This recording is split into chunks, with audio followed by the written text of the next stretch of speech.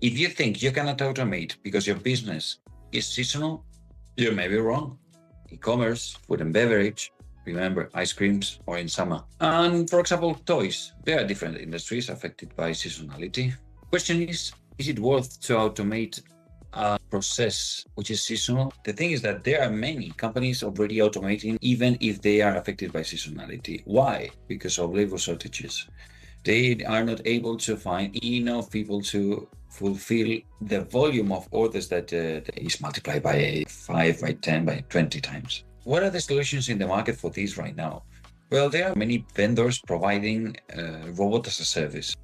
The main difference between a normal project and a RaaS project is that you only have the mobile robots for a certain time.